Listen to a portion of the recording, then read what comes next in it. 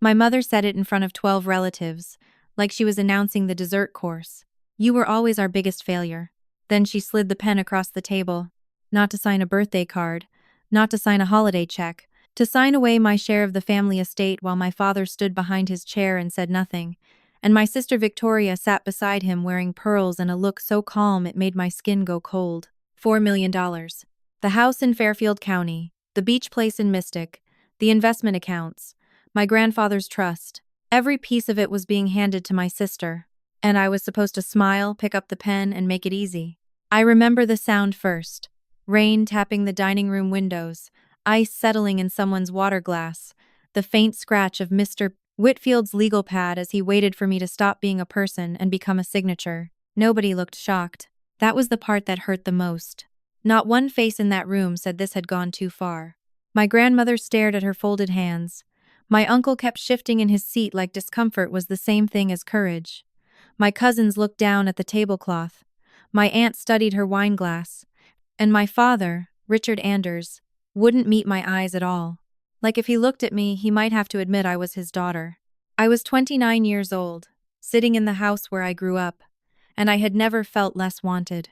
Victoria didn't say much. She didn't have to. She already knew how this would end. That tiny lift at the corner of her mouth told me everything. She wasn't surprised. She was prepared. My mother's lipstick left a pale mark on the rim of her glass as she leaned back and watched me, waiting, daring me to cry, daring me to beg. But something strange happened in that moment. I didn't break. I picked up the pen with a steady hand I did not feel inside my body, and before I signed my name and walked out of that house with nothing, I looked at all of them and realized one quiet, terrible thing. This had not started that afternoon. This had been building for years. I signed my name like it belonged to someone else. Not dramatic, not shaking, just clean, controlled, final. The ink hadn't even dried when I set the pen down. "I heard you," I said. Not loudly, not softly either. My voice didn't crack. That almost disappointed my mother more than anything else could have. No one stopped me when I stood up. That's something people don't tell you about moments like this. You expect at least one person to hesitate, to say your name, to ask if you're okay. But when a family decides who you are, they rarely interrupt the version that benefits them. The chair legs scraped lightly against the hardwood as I pushed it back. It sounded louder than it should have, or maybe everything else had just gone too quiet. I walked past the dining room doorway into the hallway I had memorized as a child. Same polished floors, same soft lighting, same gallery wall on the left. 3 framed photographs, all of Victoria. Law school graduation, Dean's Award. A balcony in Rome between my parents, all of them smiling like they belonged to the same story. I slowed for half a second, not to look closer, just to notice what wasn't there. No childhood photo of me with missing teeth, no school recital, no college anything. It was like I had been edited out long before that document ever hit the table. By the time I reached the front door, I could hear voices starting again behind me, low, controlled, moving on. The uncomfortable part was over for them. I opened the door and stepped into the rain. Cold, steady, indifferent rain. My phone buzzed before I even made it to the car. Victoria. Of course. I stared at her message longer than I should have. No hard feelings, right? It's just business. Business. I let out a breath I didn't realize I'd been holding. Some of you listening know exactly what that feels like. When someone rewrites a betrayal into something reasonable, something clean, something you're supposed to accept. I didn't reply. I deleted the message. Then I got in my car, closed the door, and sat there with my hands on the steering wheel. Not crying. Not yet. Just trying to understand how a person becomes optional in their own family without anyone saying it out loud until it's too late. The drive back to New Haven was 3 hours. I made it 20 minutes. Then I pulled over. I pulled over on the side of I-95 with the engine still running. Rain hit the windshield in uneven bursts, like it couldn't decide whether to stay or leave. Cars rushed past in blurred streaks of red and white, people heading somewhere that still felt like theirs. I sat there with both hands on the steering wheel, staring straight ahead. Not crying. That's the part people don't expect. You think a moment like that breaks you open instantly, that it demands tears, or anger, or something loud enough to match what just happened. But sometimes it doesn't. Sometimes it just empties you. like someone reached inside and quietly removed the part of you that reacts. 40 minutes passed before I turned the engine off. I didn't check my phone again. I didn't replay the conversation. I didn't even try to make sense of it. I just sat there and let one truth settle, slow and heavy. There was no one coming after me. No call from my father telling me to come back. No message from my mother softening what she said. No second thought from Victoria. The silence behind me wasn't temporary.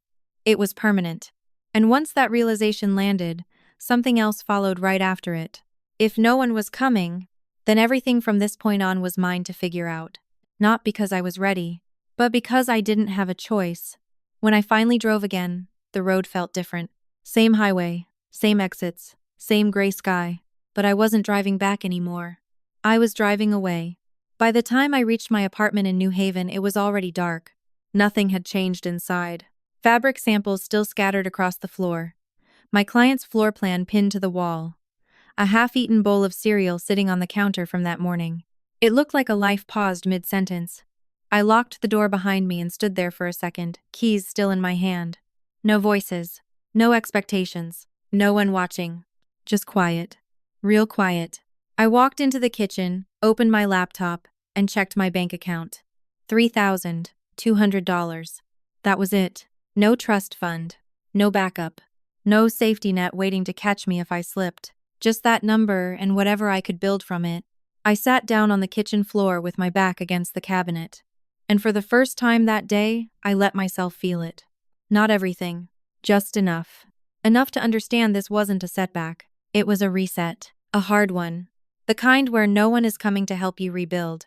If you're listening to this and you've ever had a moment like that, where the ground doesn't just shake, it disappears, tell me where you're listening from. Sometimes it helps to remember you're not the only one sitting on a floor like that, trying to figure out what's left. That night, I didn't make a plan. I made a list, not of what I lost, of what I still had. The list was shorter than I expected, and somehow that made it clearer. I wrote it on the back of an old receipt I found in my bag. The ink bled slightly into the paper, but I didn't rewrite it. It felt honest that way. Imperfect. Unpolished. Mine. Skills. Time. No debt. Freedom to leave.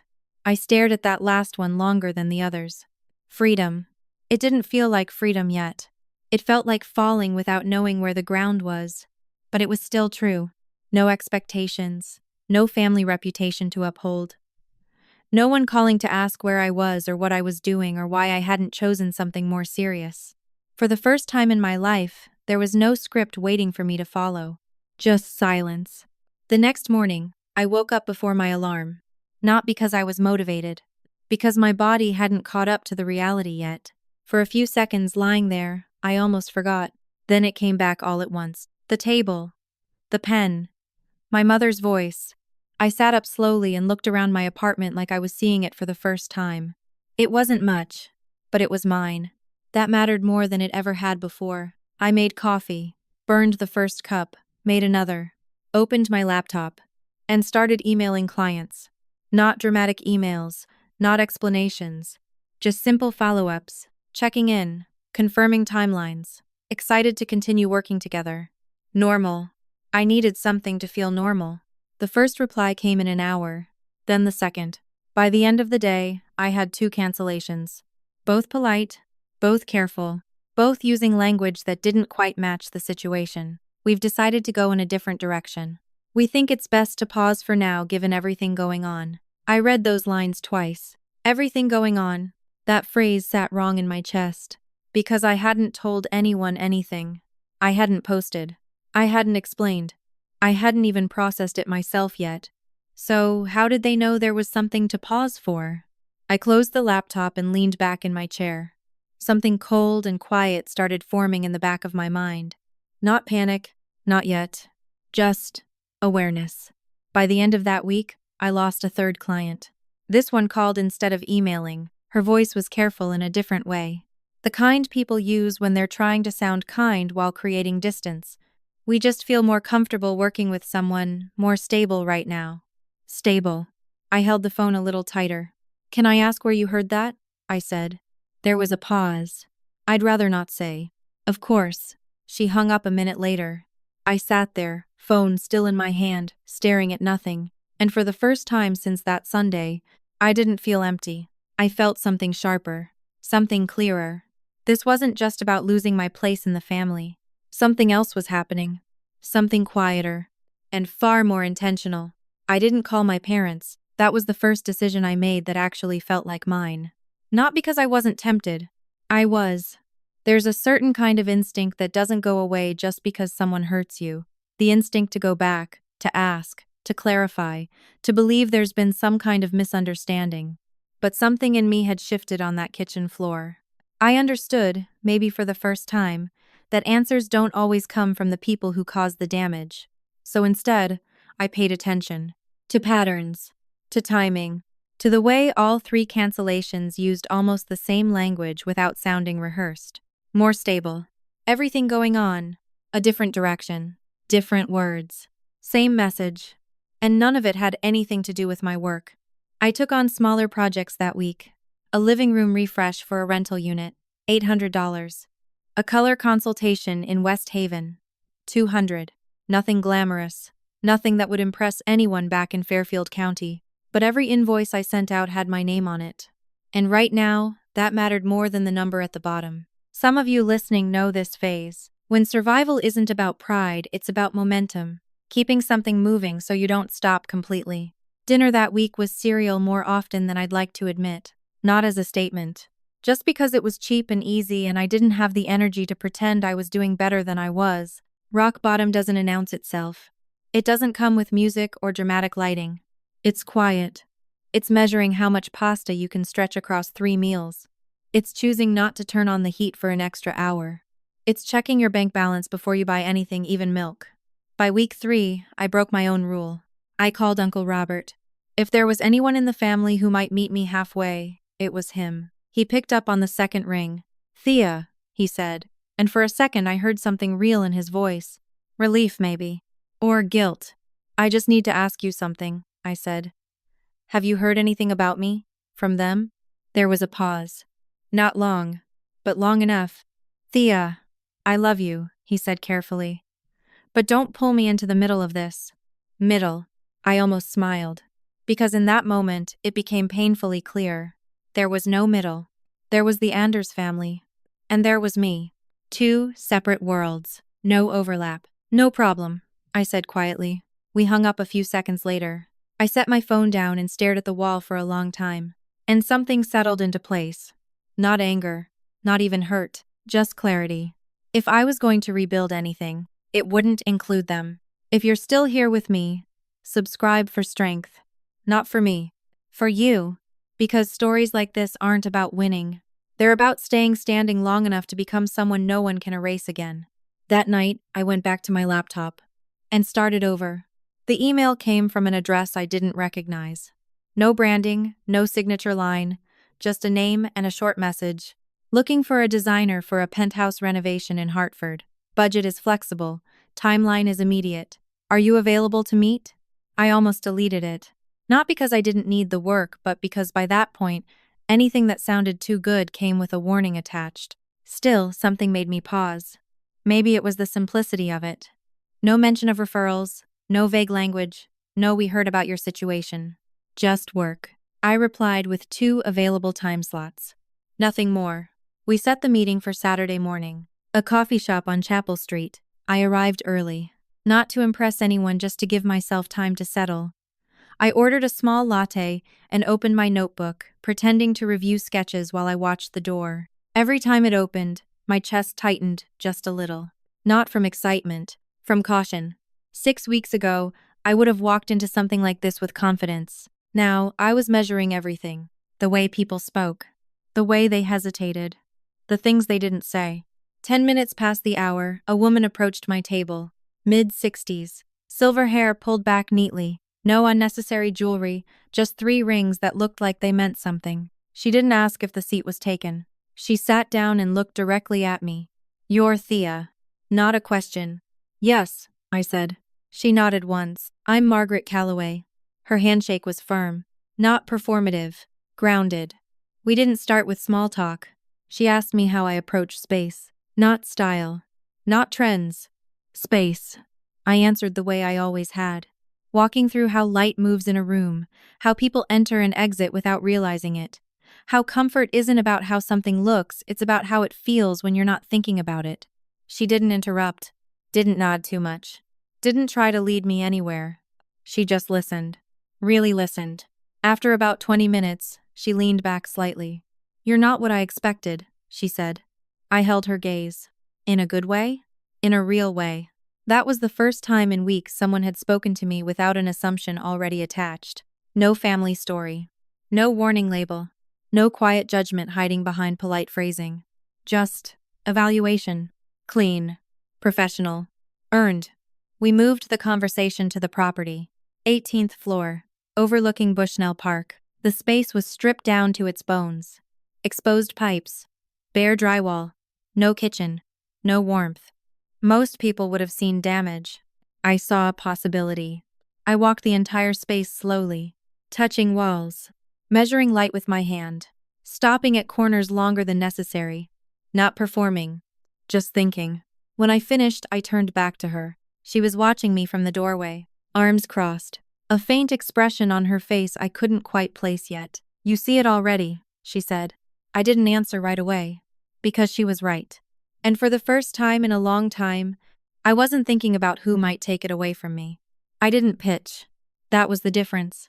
6 weeks earlier, I would have filled the silence with ideas, numbers, inspiration boards, anything to prove I deserved to be there. But something in me had changed. So instead, I just stood there in the middle of that unfinished space and let the work speak for itself. "I'd open this wall," I said finally, gesturing toward the narrow kitchen frame. "Not all the way. Just enough to let the light travel deeper into the living area." Margaret didn't respond. She watched. "Keep the original flooring if we can salvage it. There's history in it. You don't erase that, you build around it." Still nothing. No interruption. No correction. So I kept going. Not faster. Not louder. Just clearer. By the time I finished, the room felt different. Not physically, but in the way possibility settles into a space once someone names it. Margaret uncrossed her arms. "You're not trying to impress me," she said. "No," I answered. "Why not?" Because I didn't have the energy to pretend anymore. Because I had already been dismissed at the highest table that was supposed to matter. Because somewhere between that kitchen floor and this moment, I stopped asking to be chosen. "I'm trying to get it right," I said. That was enough. She nodded once. "We start Monday." Just like that. No negotiation. No hesitation. No subtle doubt hidden in polite language. A real yes. Clean. Direct. Earned. The project lasted 5 months. 5 months of early mornings, late nights, and decisions that carried weight I hadn't held before. The budget was $120,000, more money than I had ever been trusted with. Every choice mattered. Every mistake would show. I didn't sleep much during those first few weeks.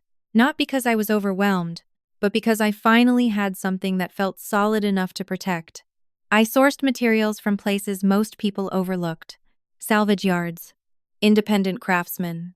Small studios where people still made things with their hands instead of ordering them in bulk. There was something grounding about it.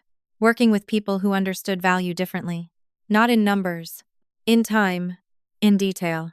In care. Margaret checked in, but she never hovered. No micromanaging. No subtle control disguised as guidance. She trusted me. And that kind of trust does something quiet but powerful. It doesn't make you relax. It makes you rise. About halfway through the project, I realized something I hadn't let myself think before. No one had tried to interfere. No cancellations. No strange phone calls. No careful distancing from clients who suddenly heard something. For the first time since everything fell apart, my name was just my name again. Not a warning. Not a question. Just work. If you've ever had to rebuild your reputation from silence, you know how rare that is. How fragile. How earned. And how fiercely you protect it once it's yours again. When the penthouse was finally finished, I stood near the entrance and watched Margaret walk through it slowly, room by room. No comments. No reactions. Just observation. When she reached the last window, she stopped, turned back toward me, and smiled. Not big, not dramatic, just enough. "I have 3 colleagues," she said. "They need someone exactly like you." That was the moment everything started to change. Not loudly, not all at once, just forward. The referrals didn't come all at once. They came quietly. One email, then another, then a call that turned into a meeting that turned into a contract.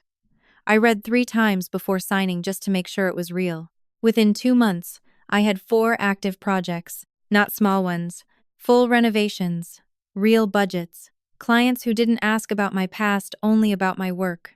And for the first time since that Sunday in March, I wasn't thinking about what I had lost every morning when I woke up. I was thinking about what needed to be done next. There's a difference. A big one. Margaret and I started having dinner once a week. Not formal, not scheduled like business meetings, just conversations.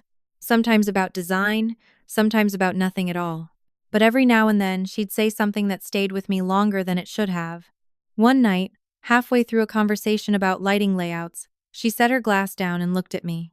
"I don't invest in people who need saving," she said. I didn't respond. "I invest in people who just need a door." That sentence followed me home, sat with me while I worked, echoed in my head on the nights I was too tired to think clearly, because that's exactly what it felt like. Not rescue, access. And there's a difference between the two that changes everything. Rescue keeps you dependent. A door lets you decide what to do once you're inside. 8 months after the day I signed that paper, I made another decision. I left Connecticut. Not dramatically, not as a statement, just quietly. Packed everything I owned into my car. A 12-year-old Honda Civic with a dent in the passenger door that I never bothered fixing. Fabric samples, a box of books. 3 plants I refused to leave behind. That was my life. Everything I had built back from $3,200 and a kitchen floor. I drove south to Asheville, North Carolina. Margaret had mentioned a boutique hospitality project there, something bigger than anything I'd done before. A city built into mountains, full of people who chose different paths on purpose. It felt like the right place to stop explaining myself to anyone. If you're listening right now, and you've ever had to leave a place to finally hear your own thoughts again, drop your city below. I always wonder how far stories like this travel. In Asheville, I rented a small 1-bedroom apartment above a pottery studio. The floors creaked. The water pressure barely qualified as a suggestion. And somehow, it felt perfect. Because nothing in that space belonged to my past. No expectations, no comparisons, no silent measurements I didn't agree to. Just space. Real space. The kind you can finally breathe in. And once I had that, I didn't look back. I chose the name carefully. Alder Interiors. Not Anders. Not anything that could be traced back to a family that had already decided who I was. Alder because it's a tree that grows back after being cut. Stronger. Denser. Harder to break the second time. I filed the paperwork on a Tuesday morning. LLC approved within the week. No ceremony. No announcement. Just a quiet shift from surviving to building something that actually belonged to me. Margaret and I formalized everything shortly after. A real agreement. Clear terms. Percentages. Expectations. She invested $150,000 into the business. Not a gift. Not charity. A partnership. I handled design. She opened doors, property owners, developers, people who needed spaces reimagined and didn't have time for uncertainty. Everything documented. Everything earned. I worked 14-hour days without thinking about it. Not because I was trying to prove something. Because for the first time, the work was leading somewhere that felt real. Some nights I fell asleep at my desk, pencil still in my hand, light still on. No one telling me to stop. No one asking why I hadn't chosen something more respectable. Just movement. Forward. I didn't check social media. Didn't look up anything connected to Fairfield County. Didn't ask what my family was saying about me now. That part of my life had gone quiet, and I let it stay that way. There's a kind of peace that comes from not knowing what people who hurt you are still thinking. It's underrated. Months passed. Projects stacked.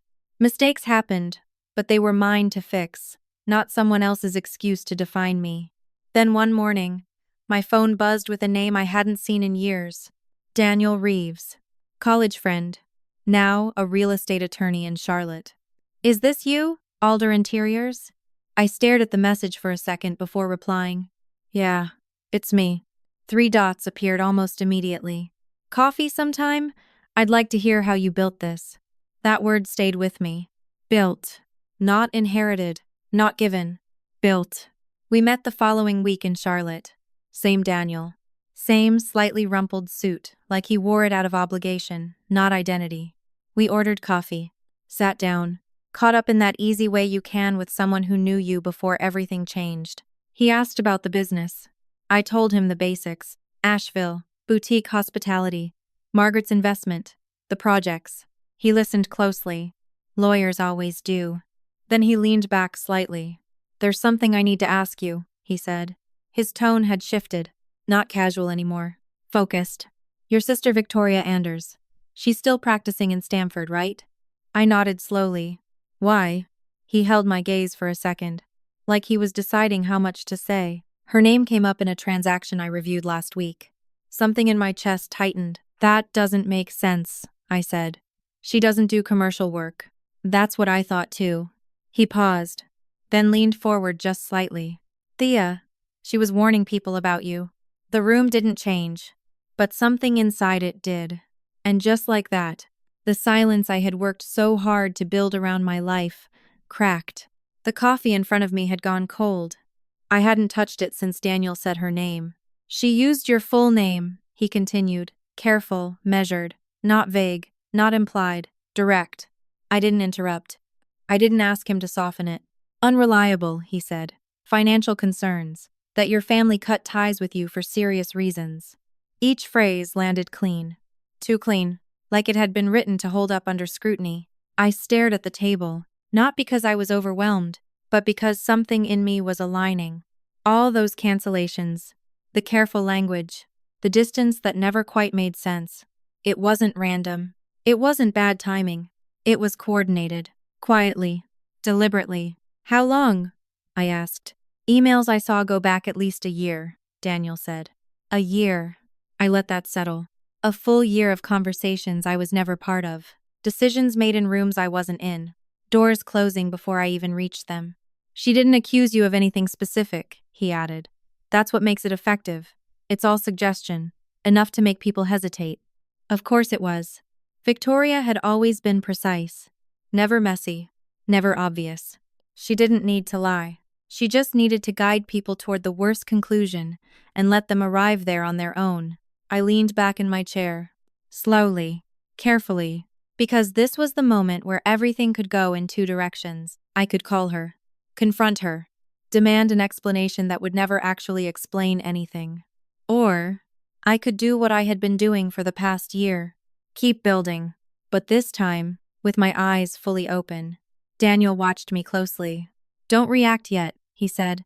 Let me look into it properly. If there's a pattern, if there's documentation, this becomes something else. I nodded once, not because I needed time to calm down, because I needed time to decide who I was going to be in response to this.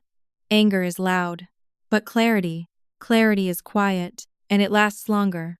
If you've ever found out someone was working against you behind your back, you know this moment. The one where everything suddenly makes sense in a way you wish it didn't. What would you do? Confront? Or stay silent and build anyway? There's no right answer. Only the one you can live with. I picked up my coffee, took a sip, cold, bitter, accurate. I'm not calling her, I said finally. Daniel didn't look surprised. I didn't think you would. I met his eyes. But I'm not ignoring it either. That was the line. Not reaction, not avoidance. Awareness. From that point on, every step I took wasn't just about building something new. It was about protecting it. And for the first time since I left Connecticut, I understood exactly what I was up against. I didn't change my direction. I changed my awareness. That was the only visible difference, but it altered everything underneath. Every email I sent after that was more precise. Every contract I reviewed, slower. Every new client, I listened a little longer before speaking. Not out of fear, out of clarity. Because now I understood something I hadn't fully accepted before. My name was still being used in rooms I wasn't in. And if I was going to keep building, I needed to make sure what I built couldn't be undone by whispers. Daniel started digging. Quietly. No drama. No threats. Just a lawyer doing what lawyers do best, following paper trails that people assume no one will ever connect. A week passed. Then another. I didn't push him. I didn't ask for updates every day. Because the truth has a way of surfacing faster when you don't chase it. In the meantime, Alder Interiors kept moving. We finished our 8th project, then our 9th. Revenue numbers started to shift into something I had never seen attached to my name before. Not hypothetical. Not promised. Real. I wrote everything down in a leather notebook Margaret had given me. Every project. Every number. Every milestone. Not for anyone else. For me. Proof that this was happening. That I wasn't imagining it.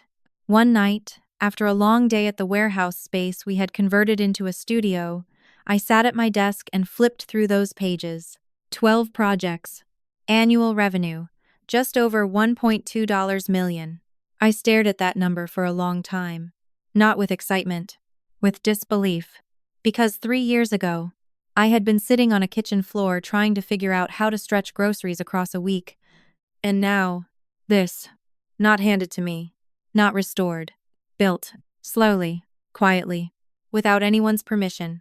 Margaret walked in just as I closed the notebook. "You're starting to see it, aren't you?" she said. "See what?" "What you're actually capable of." I didn't answer right away, because capability had never been the problem. Recognition had. And those are two very different things. She leaned against the doorway, watching me the way she always did, like she wasn't measuring me, just observing. "There's a building in South Asheville," she said. 3 stories, condemned 2 years ago. I raised an eyebrow. "That sounds expensive." "It is," she said calmly. "Which is why no one's touched it." I understood immediately. Opportunity rarely looks clean. It usually looks like something everyone else has already decided isn't worth it. "Send me the details," I said. She smiled slightly. "I already did." Later that night, as I reviewed the property files, my phone buzzed. "Daniel." I answered on the second ring. "I found them," he said. No greeting. No build-up. Just truth. "How many?" I asked. 4 confirmed, maybe more. I closed my eyes for a second. "Send everything." There was a pause. Then, "Thea, these aren't just comments," he said carefully. "These are coordinated emails. Same tone. Same structure. Different recipients." I already knew what that meant, but hearing it out loud made it real in a different way. This wasn't passive damage. It was active. Intentional. Documented. I sat back in my chair, staring at the ceiling. And for the first time since that day in the dining room, I felt something shift again. Not hurt. Not even anger. Something steadier. If you understand quiet strength, you belong here. Because this is the part no one sees. The moment where you realize you don't need to fight louder. You just need to stand longer. "Keep them safe," I said. "I will." I ended the call and sat there in the quiet, not asking what to do next, just knowing. Whatever came next, I was ready for it. Daniel sent the files an hour later. 4 emails. Different recipients. Same voice. Same structure. Same careful language that never crossed the line but walked right up to it and stayed there long enough to do damage. I opened the first one. Subject line. Confidential quick note. Victoria's tone was calm. Professional. Measured in a way that made everything sound reasonable on the surface. She never called me incompetent. She never said I was dishonest. She didn't need to. She described me as someone currently navigating personal instability. She mentioned family-level concerns that required distance.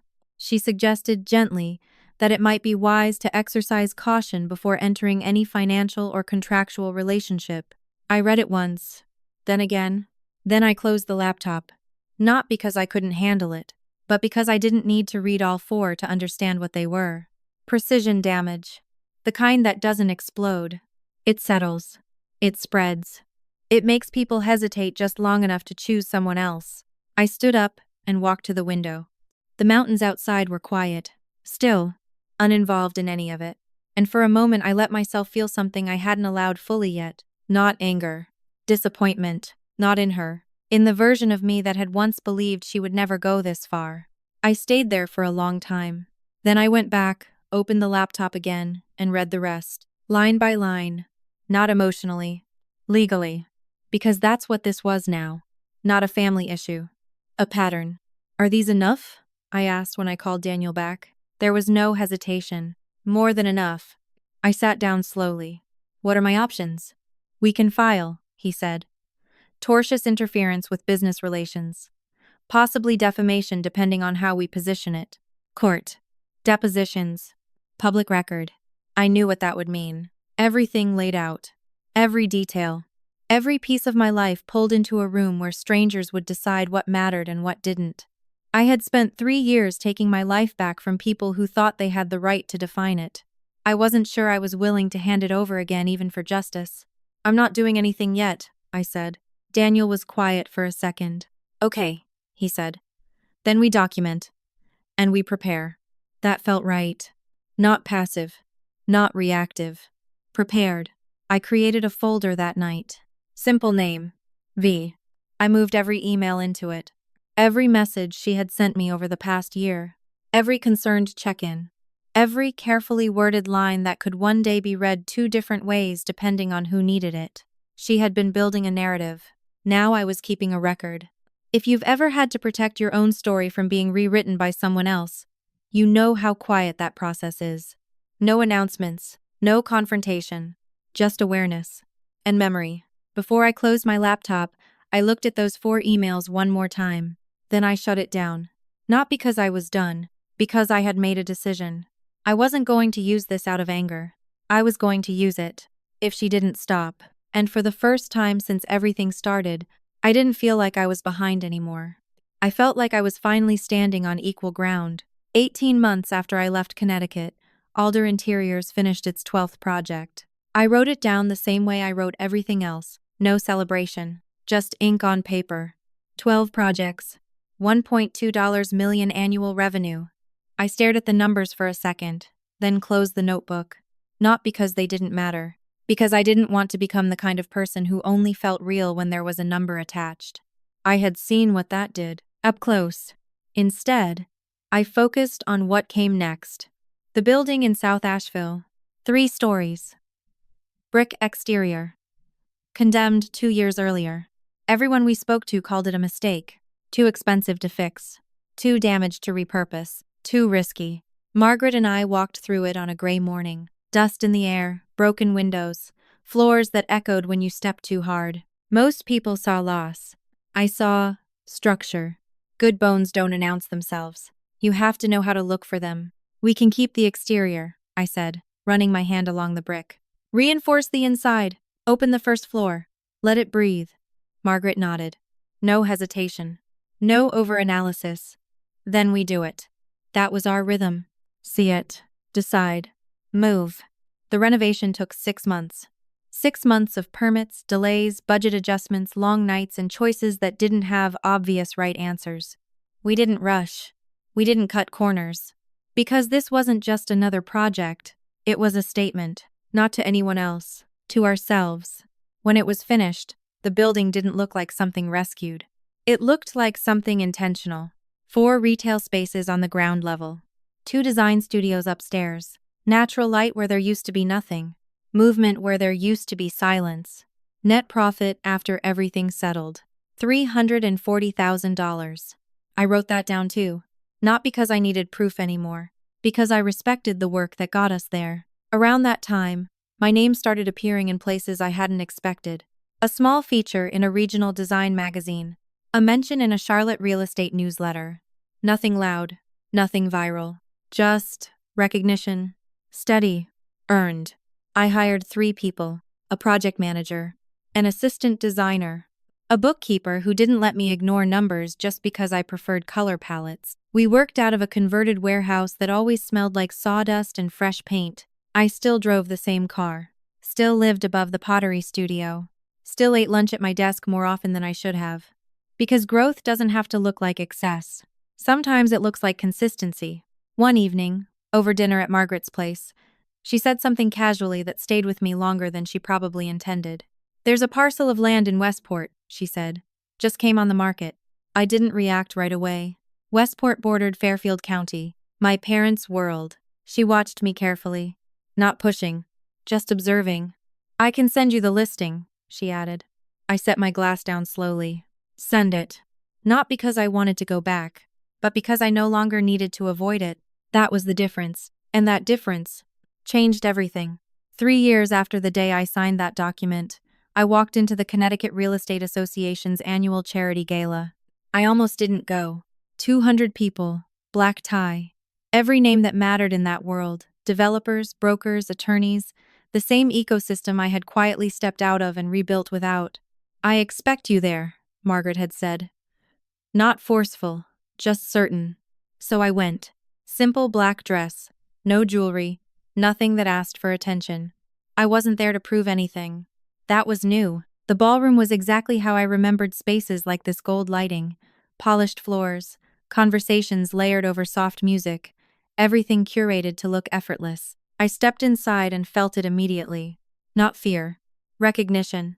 My body remembered this world before my mind caught up. Then I saw them. Across the room. My father near the bar, speaking with Mr. Whitfield like no time had passed. My mother seated at a round table, posture perfect, pearls catching the light. And Victoria standing with a group of men in tailored suits, mid-conversation, completely at ease. For a moment, everything slowed. Not dramatically. Just enough for me to notice something important. I wasn't the same person who had walked out of that house in the rain. My chest tightened, but it didn't collapse. My hands stayed steady. My breath evened out on its own. Margaret stepped beside me. "Breathe," she said quietly. I did. Across the room, my mother turned her head. Our eyes met. Her expression shifted instantly. Not warmth. Recognition first. Then something else, something sharper, harder to read. Victoria followed her gaze a second later. And when she saw me, for just a fraction of a second, her composure slipped. Not enough for anyone else to notice. But I saw it. Because I knew her. No one moved. Then Margaret started walking. Straight toward them. And I walked with her. Not because I was ready. Because I didn't need to be anymore. Margaret didn't slow down. That was the first thing I noticed. No hesitation. No adjustment in pace. Just a direct, steady walk across a room that suddenly felt smaller than it had a minute ago. I stayed beside her. Not half a step behind. Not ahead. Beside. That mattered more than I expected. We reached the table just as my father turned fully toward us. Up close, he looked the same. Same posture, same controlled expression. But there was something underneath it now, something unsettled. Like the ground he was standing on wasn't as solid as it used to be. "Gerald," Margaret said smoothly, extending her hand to Mr. Whitfield. "It's been a while."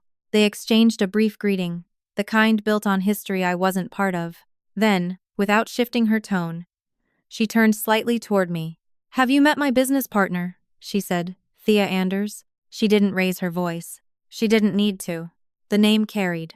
I felt it ripple outward, subtle but real. My father's eyes moved to me. Fully, this time. Not past me. Not through me. At me. Like he was trying to reconcile two versions of the same person and couldn't quite make them align. "Thea," my mother said.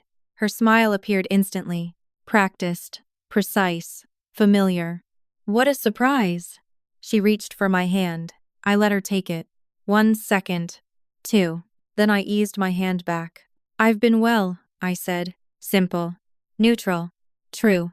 Victoria stepped closer to the table, her expression already reset. Controlled again. "We heard you were doing some decorating work," she said, tilting her head slightly. "That's nice." There it was. Small. Dismissive. Placed carefully enough to sound polite. Margaret didn't miss it. She turned her attention to Victoria with the same calm composure she brought into every room. "Alder Interiors manages a multi-million-dollar commercial portfolio," she said evenly. "I wouldn't call that decorating." Silence. Not awkward. Clear. One of the men near Victoria shifted slightly, lowering his glass. "I've heard of Alder," he said. "You handled that Asheville project, right?" I nodded once. "That's right." Victoria's expression didn't change, but the stillness in her shoulders did. Tighter. More controlled than before. For the first time since I'd walked in, she wasn't leading the room anymore. And I realized something in that moment. I hadn't come back to reclaim anything. I had come back already whole. I didn't stay long. That surprised me more than anything else. 3 years ago, I would have lingered trying to hold my place, trying to make sure I was seen, trying to extract something that felt like validation. But that night, I didn't need it. After a few polite exchanges, Margaret excused us with the ease of someone who understood timing better than most. We moved through the room, spoke to a handful of people, exchanged cards, discussed projects, real conversations. Clean ones. No undercurrent. No history attached. And then we left, just like that. No dramatic exit. No final glance over my shoulder. Because there was nothing behind me I needed to carry forward. A week later, the call happened. I wasn't there to hear it. Daniel told me everything. He was handling due diligence for the Westport property Margaret and I had decided to purchase, the parcel bordering my parents' estate. Standard process. Boundary verification. Title checks. Legal confirmations. Routine. Until it wasn't. He reached out to the attorney of record for the neighboring property. Gerald Whitfield. Same man who had sat at that table 3 years earlier. Same man who had watched me sign my name without asking a single question. Daniel introduced himself. Explained the purpose of the call. Then he said the name. Alder Interiors LLC. Owner and principal, Thea Anders. He told me there was a pause, not a normal one. Not the kind professionals use to gather their thoughts. A full stop. Long enough to register. Thea Anders? Whitfield asked. Correct. Another silence. Paper shifting on a desk. A chair adjusting slightly. I'll need to verify financials for compliance, Whitfield said finally. Of course. Standard. Expected. Daniel sent over the summary within the hour. Portfolio valuation. Business assets. Property holdings. Clear. Documented. Complete. Approximately $9.4 million. He said. Whitfield didn't respond right away. 15 seconds passed. Daniel counted. Because in his world, silence like that meant something. Then Whitfield said, very quietly, I'll need to contact my client. That was it. No commentary. No follow-up questions. Just a man recalibrating everything he thought he understood about a situation he had once been certain of. When Daniel told me, I didn't react immediately. I sat there, listening, letting the number settle in a way I hadn't allowed myself to before. Not because of what it meant to anyone else. Because of what it represented. 3 years. No inheritance. No support. No safety net. And still, this. I thought you should hear it exactly as it happened, Daniel said. I'm glad you told me, I replied. And I meant it. Because that moment, that quiet 15-second silence on the other end of a professional call, said more than anything I could have explained myself. Gerald Whitfield called my father that same afternoon. I didn't hear the call, but I heard enough afterward to understand exactly how it unfolded. Richard Anders was in his study when the phone rang. Mid-afternoon, door closed. The same room where decisions had always been made without me in them. Whitfield didn't ease into it. He never had. A transaction has come up involving the adjacent Westport parcel, he said. The purchasing entity is Alder Interiors LLC. A pause. Then, the owner is Thea Anders. Silence. Not confusion. Not disbelief. Something heavier. What? My father said finally. Whitfield repeated it. Calm. Precise. No room for interpretation. She's the principal. The financials have been verified. Another pause. Longer this time. That's not possible, my father said. Whitfield didn't argue. He didn't soften it either. Based on all available documentation, he replied, it is. Numbers followed. Clear. Undeniable. Portfolio valuation. Assets. Growth over 3 years. No transfers. No hidden support. No family involvement anywhere in the structure. She built this independently, Whitfield said. The word independently stayed in the room longer than anything else. I was told my father didn't speak for a while after that, not because he didn't understand, because he did. And understanding it meant something else had to shift. The version of me he had accepted no longer held. In the background, my mother was there, listening, not interrupting, but present. Always present when something needed to be controlled. What exactly are we talking about? She asked eventually. Whitfield gave her the number. Once. Then again, when she didn't respond. No one repeated it a third time. They didn't need to. Because the number wasn't the point. It was what the number contradicted. 3 years earlier, they had measured my value and decided it didn't qualify. Now that measurement no longer worked. I was told my father said the same words more than once. Quietly, like he was trying to steady something inside himself. That's impossible. Not louder, not angrier. Just repeated. As if saying it enough times might make it true again. But it didn't. Because this time, there were records. And records don't adjust themselves to fit what you're more comfortable believing. Somewhere in that house, the walls hadn't moved. The furniture was the same. The photographs still hung exactly where they always had. But something underneath it all had shifted. And for the first time, they were the ones trying to understand a version of me they had already decided didn't exist. The emails surfaced that same week.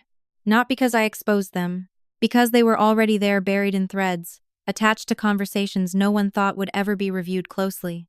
Daniel found them during routine due diligence.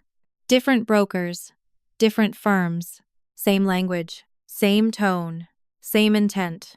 Victoria never made direct accusations. She didn't need to. She suggested concern. She implied risk. She framed distance as caution.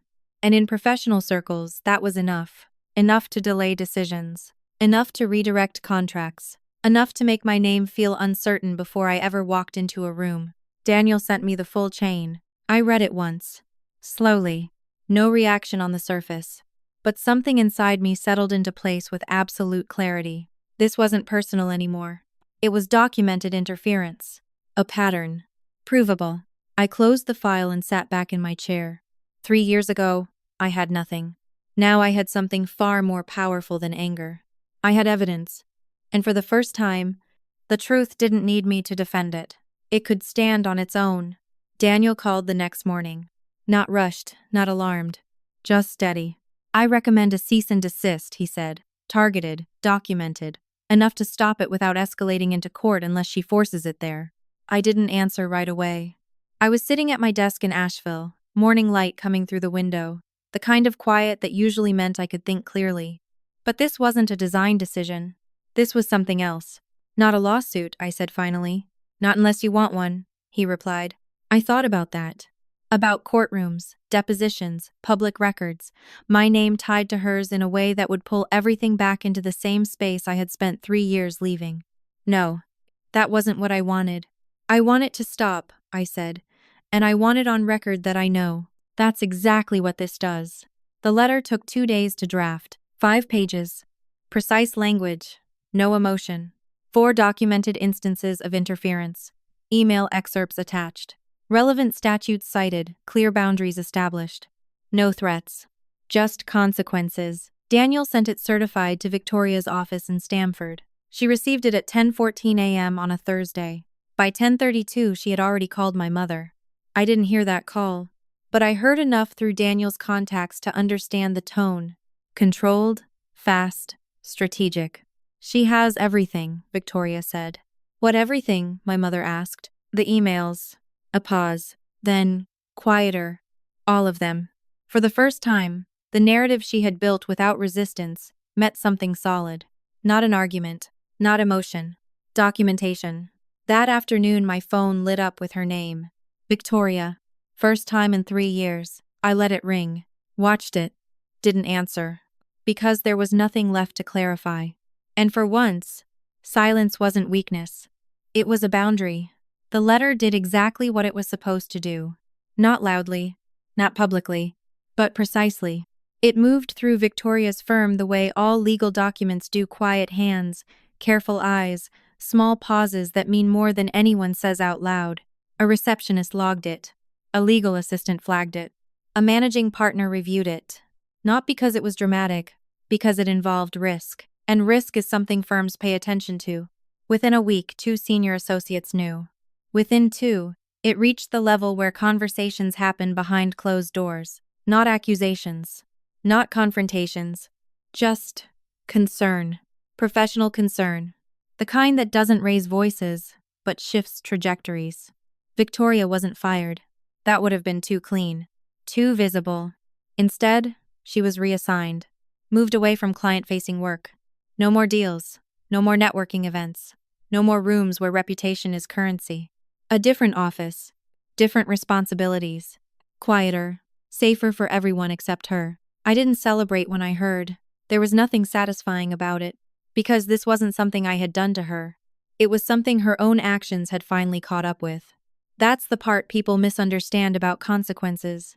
They don't always arrive with impact. Sometimes they arrive with silence. And they stay. A few days later, I got a call I hadn't expected. Uncle Robert. His voice sounded older, heavier. Thea, I owe you an apology, he said. I leaned back in my chair, letting that settle. For what? For that day, he replied. At the house.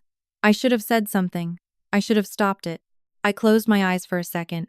3 years ago, those words would have meant everything. Now, they still mattered. Just differently. Thank you, I said. I mean that.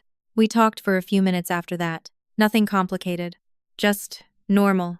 And when the call ended, I sat there for a while, realizing something I hadn't put into words yet. I hadn't just built a business. I had built distance. Healthy distance. The kind that lets people face what they did without pulling you back into it. That night, I walked through the studio after everyone had left. Lights low. Projects in progress. Quiet in a way that felt earned. 3 years ago, I had been sitting on a kitchen floor with $3,200 and no one to call. Now, I stood in a space I had built, surrounded by work that carried my name without hesitation. Not because anyone gave it back to me, because I never stopped building it. If you're still here, still listening, still holding on to your own version of this story, stay where you are understood.